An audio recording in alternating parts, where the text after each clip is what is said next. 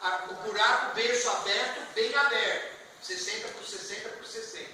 Jogou uma lata de esterco no fundo do buraco. Espaçamento correto das tuas árvores frutíferas. Muda de procedência. Churume uma vez por mês ao longo da vida. Todo mês. Teu pomar não vai reagir. 7, eu combinei com ele para que o programa 1000 seja a nossa matéria dos livros e o teu trabalho, né? Número 1000, né? Ele está passando programas nossos do pessoal lá de Itaquaquecetuba. É uma série. Então agora ele vai colocar amanhã depois o 1000, o nosso programa, a tua conversa e os livros que você já fez, o que você está fazendo também, né? É isso, então. Agora vê se tá boa. Tira alguma coisa da mesa, tá bom? Tá bom. Então pronto. Vê lá. Isso da beneficência interessa. Opa, coisa maravilhosa. Minha tia foi chefe das enfermeiras. É mesmo? Foi, Bruete. Não sei se você cita no livro. Falo delas, tem um capítulo sobre ela. Ah, é? Deve estar aí. Poxa. Mas depois você vê, deve estar aí. Pode começar. Vamos lá? Olá, fanáticos por Parreira. Eu admiro muito o trabalho que vocês realizam, sou fã do grupo e integro também, faço parte dele. E eu estou aqui hoje para falar um pouco do meu trabalho. Eu sou historiadora, formada em História Social pela USP e doutora, mestre e doutora em História, com 10 livros publicados, entre eles aqui um apanhado para que vocês conheçam um pouco do meu trabalho. Este foi o primeiro, que é a História da USP, chama-se Reminiscências. Depois veio este aqui, e chegam os imigrantes, o café e a imigração em São Paulo, que foi escrito por um público leigo e estudantes. Bom, depois saiu uma versão desse Café e a Imigração pela Saraiva, que foi premiado pelo MEC e selecionado como obra para as escolas estaduais do governo do estado de São Paulo e também no município. Nessa trajetória eu pude também escrever outros livros, este sobre a história da saúde no Brasil, que faz um compilado sobre a saúde desde a época dos europeus, desde as condições de saúde, de higiene na Europa, antes da vinda dos portugueses até a chegada deles, a tradição indígena, a tradição africana, a tradição mantida pelos jesuítas, enfim, é um pouco de tudo. Brasil colônia, império e república, a institucionalização da saúde pública. Enfim, esse livro está disponível para baixar gratuitamente na internet, para quem tiver interesse, tá bom? Escrevi também este livro, Médicos do Brasil, histórias de vidas extraordinárias dedicadas à saúde, para o Instituto Nacional de Desenvolvimento Social e Humano. Eu tive o privilégio de ouvir histórias de médicos que fazem a diferença no Brasil. Viajei por 3 estados, colhendo histórias de médicos que realmente representam o lado positivo da saúde brasileira. Por exemplo, uma médica que cuida de pacientes com câncer no sertão nordestino, médico que faz cirurgia cardíaca infantil, pioneiro no transplante de fígado, de rim, enfim, são médicos realmente que fazem a diferença nesse país, né? Onde nós vivemos momentos tão complicados na saúde pública, enfim. Esse também está disponível para baixar e ler gratuitamente na internet. É só baixar, tá bom? Esse também foi patrocinado pelo Instituto Nacional de Desenvolvimento Social e Humano. tive também o privilégio de escrever este livro sobre os 150 anos da Beneficência Portuguesa de São Paulo. E, enfim, é um livro que celebrou, né, esses 150 anos, que faz um apanhado desde a origem da instituição até a evolução, né, a história da instituição até os dias de hoje. Escrevi também, agora preciso falar um pouco da minha experiência. Tive, além da experiência profissional acadêmica, com mestrado, doutorado, especialização na Inglaterra em História Oral, Memória Oral, eu também trabalhei por 7 anos no Museu da Imagem do Som de São Paulo. Coordenava o projeto dedicado à memória viva, às histórias de vida, né? E ali naquele museu eu entrevistava artistas, pessoal de cinema, de teatro, de música clássica, erudita, popular, cenógrafos, diretores de teatro, enfim, personalidades expressivas da cultura brasileira, né, da arte e da cultura brasileira. E depois deste museu, eu fui convidada pelo então secretário da Cultura, Ricardo Otaki, para integrar a equipe que idealizou e montou o Museu da Imigração de São Paulo. E neste museu eu trabalhei por décadas e coordenava uma parte importante lá que era dedicada a registrar as histórias dos imigrantes, né? Porque São Paulo recebeu povos de mais de 70 estados nacionais e étnicos, né? Países e etnias. Então, realmente, eu viajava pelo mundo sem sair de São Paulo. Cada dia estava falando com imigrantes de diferente origem. Então, nesse museu eu tive uma experiência fascinante, muito rica, e daí me aproximei das minhas origens, que foi a pesquisa sobre os portugueses em São Paulo. Eu sou neta de imigrante português e fiz uma vasta pesquisa e publiquei esse livro, Presença Portuguesa em São Paulo, no ano 2006. É um livro também fartamente ilustrado, que fala um pouco da vida, do trabalho, da vida religiosa, da sociabilidade, enfim, como é que eles se organizaram, o português e a padaria, porque eles predominaram e predominam até hoje no setor da panificação. Enfim, é um livro muito interessante sobre a presença portuguesa em São Paulo. Depois disso, eu me dediquei a pesquisar a história de um personagem muito interessante chamado João Elisário de Carvalho Montenegro. E acabei publicando então essa biografia.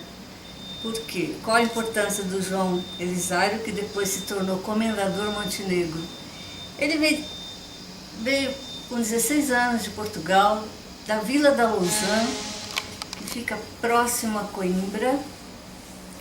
Com 16 anos se tornou caixeiro, viajante, se tornou rei dos viajantes, acumulou um certo patrimônio e depois se transferiu para São Paulo e adquiriu uma fazenda perto de Mojimirim, Mogi Guaçu, criando a colônia Nova Lousã.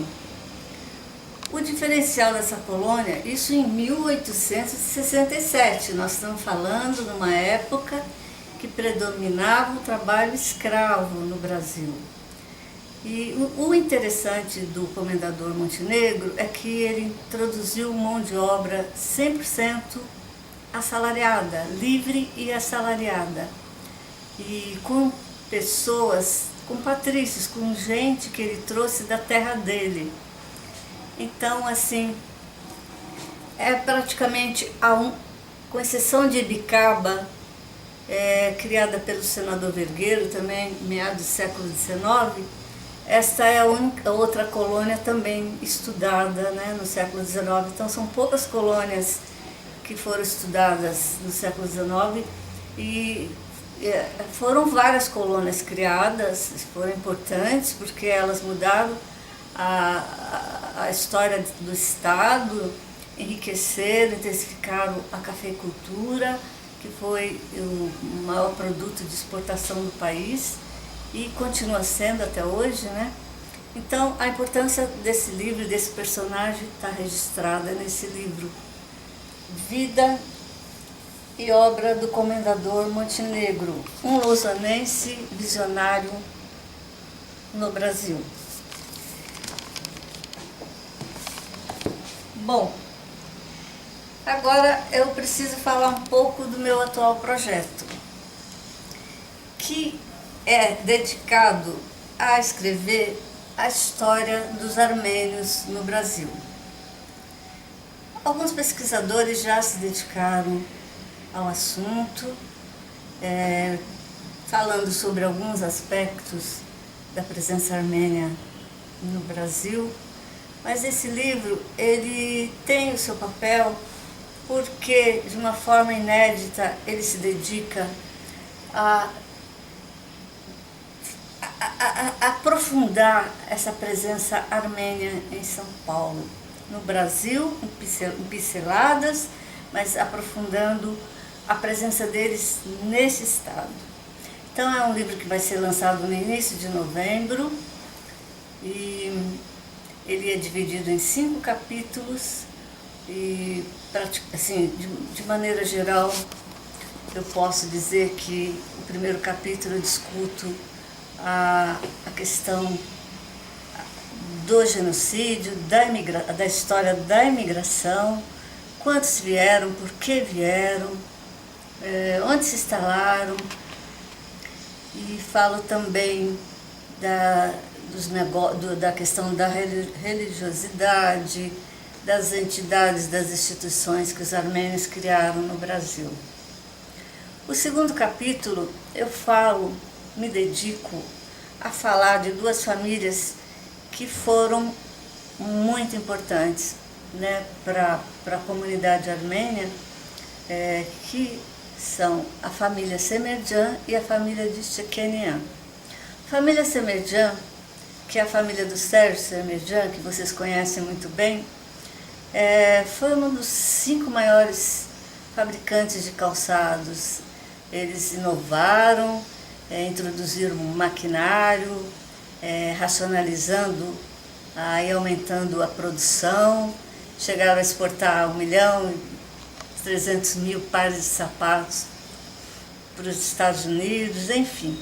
Foi uma família que revolucionou o setor calçadista e os armênios tiveram uma participação muito importante no setor calçadista.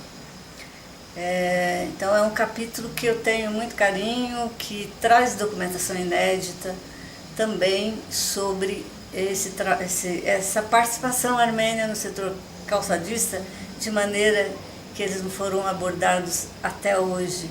Uma pesquisa muito vasta, muito profunda. O 4º capítulo é dedicado Não, o 2º e o 3º é dedicado aos calçados, né? A história dos calçados. O 4º capítulo é dedicado à presença armênia em Ferraz de Vasconcelos e ao desenvolvimento da fruticultura naquele município. Também é um aspecto bem interessante porque um grupo de armênios acabou se dedicando, adquirindo chácaras em Ferraz, porque souberam, um passou para o outro, né, foi uma propaganda de boca, que havia um município muito próximo a São Paulo, onde se chegava por Maria Fumaça, por um preço bem baratinho, e que a terra era também bem baratinha, e que o clima, a temperatura, o clima, a vegetação lembrava um pouco a terra deles, que é Marash, né, de onde veio a maioria dos armênios de São Paulo. Os armênios de Osasco, de Presidente Altino, vieram sobretudo de outra região, que é Cis, mas os de São Paulo vieram de Maragem. Então foi isso, um foi levando o outro e adquiriram então essas chácaras. Foram mais de 32, 33, não me lembro exatamente o número, mas que, assim, de uma maneira geral, quase 1000 armênios, contando filhos, descendentes, parentes, circulavam no bairro de Romanópolis naquela ocasião, né? Era um bairro tipicamente armênio. Eles marcaram muito e se dedicaram à produção de frutas, de modo geral, e, sobretudo, à viticultura, que é uma marca, né, armênia, que é ligada à história da Armênia e que é muito importante para a cultura armênia, né? Porque reza a lenda que foi no Monte Arará que o Noé desembarcou com a sua arca, né, e a bicharada. E ali havia um solo muito bom para a produção e que ali teria nascido então a viticultura. Há vestígios arqueológicos de viticultura, né, achados arqueológicos que provam esse fato. Né? E o último capítulo é dedicado a histórias de vidas, histórias de vida de pessoas, que é uma mescla de familiares, de descendentes de pioneiros, de lideranças da comunidade, enfim, são histórias cruzadas, são 20 histórias de vida que estão ali inseridas nesse último capítulo. Traz também, né, uma parte importante que é para mostrar que os armênios investiram bastante na educação dos filhos, tornaram seus filhos doutores, e então eu, como anexo ali ao livro, apresentamos uma relação de mais de 300 nomes de armênios que se tornaram médicos.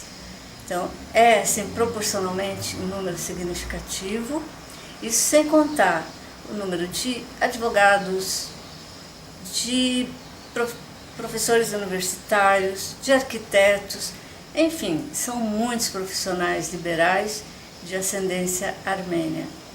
Então, assim, de uma maneira geral, é o que eu teria para dizer sobre esse trabalho, e estou muito feliz por ter sido convidada pelo Sérgio Sermedian para desenvolver esse trabalho. Já tinha feito esse trabalho no ano 2000 com os armênios, quando eu trabalhava lá no Museu da Imigração, e lá realizamos uma exposição para homenagem aos armênios. Foi daí que me aproximei da comunidade armênia e me tornei amiga do Sérgio e de muitos outros armênios. Então estou muito feliz por estar realizando concluindo, na verdade, esse trabalho. Espero que os integrantes do Fanáticos leiam e apreciem, né, e comentem, e, enfim. É um trabalho que cita, inclusive, né, a trajetória e a dedicação do Sérgio, o trabalho educativo que ele faz, que é muito importante, pelo Brasil afora, os cursos, os encontros, e eu concluo então falando um pouco da história dos fanáticos, né, e com alguns depoimentos de integrantes do grupo. Então, aos fanáticos, o meu grande abraço. Amém. Só falta uma coisa, que dia vai ser o lançamento do livro, Sérgio?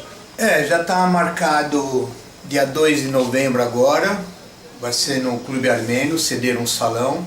Inicialmente ia ser no outro local, mas acabou havendo uma mudança. O Clube Armênio fica no Ibirapuera, na rua Ascendino Reis, que é quase esquina com a Avenida Indianópolis. Quem for quem for lá, tanto de carro é fácil, ou o metrô da linha Lilás, desce na ACD, descendo no metrô ACD, que é do lado da gastroclínica, saindo do metrô é 200 metros à direita, a pé é facinho. E questão de condução é facinho, estamos no Ibirapuera, é tranquilo. E é isso, então... Mas fala da importância da realização desse livro para você. Esse livro, eu já tinha comentado, eu estava com uns 18 anos de idade e isso já me martelava, né? De fazer um livro, uma coisa minha.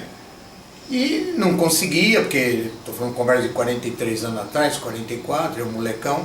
E a coisa foi crescendo, e eu preocupado, como é que eu vou fazer um livro um dia, não tinha muito elemento na mão. 40 anos atrás a coisa de família era outra conversa, era muito complicado, eu era novo. Aí meu pai faleceu, uma série de problemas, enfim. E o momento chegou agora em outubro do ano passado, estamos fazendo um ano que eu procurei a Sônia novamente, nós sempre estávamos de contato permanente, mês sim, mês não, nesses 20 anos que eu conheci ela. E um dia no metrô, eu estava no metrô e me veio a ideia de chegou a hora de fazer o livro, uns 2 minutos que às vezes me dá. Saí do metrô, fui na casa dela, ô Sônia, tudo bem? O que foi? Ela falou, não, eu acho que chegou a hora de fazer o livro e tal, mas como assim? Eu falei, eu cismei de fazer, acho que a hora é agora. A conversa foi mais ou menos assim, foi outubro do ano passado. Aí em novembro, dezembro a coisa começou a andar, foi indo e chegamos nesse final, quer dizer, acabei realizando uma coisa que eu queria há muito tempo, né? E para mim é um trabalho assim, estou muito satisfeito, né?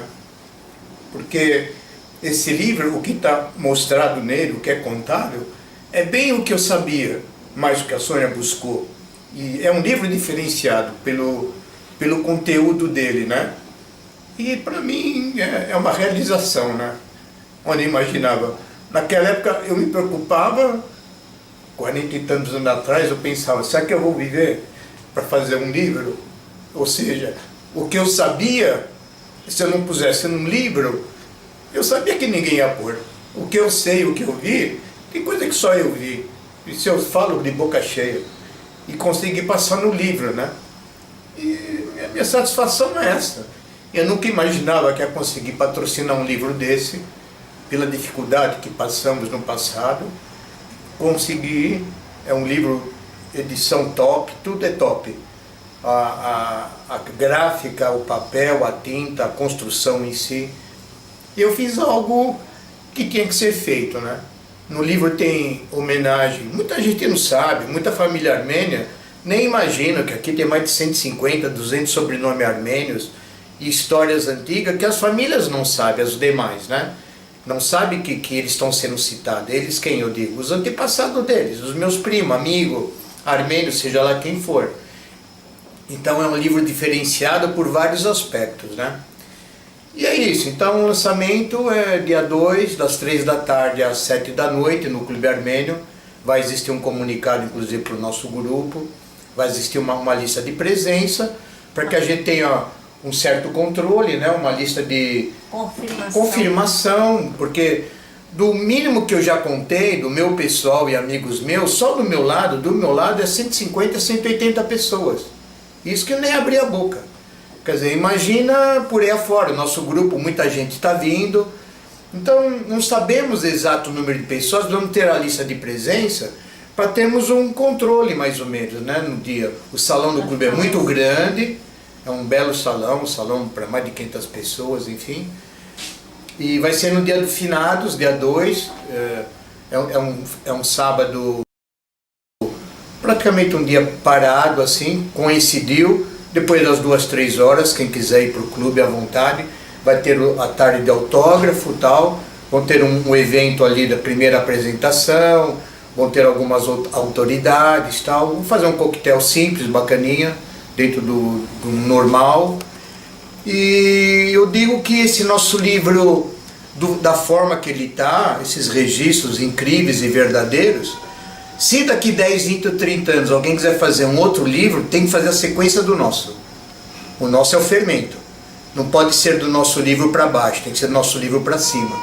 Então, para próximas gerações, o legado que estamos deixando é uma base muito verdadeira.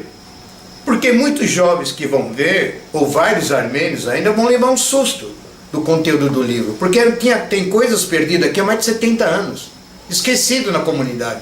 E tudo isso foi resgatado. E a documentação veio vindo com uma certa facilidade na mão da Sônia e na minha mão.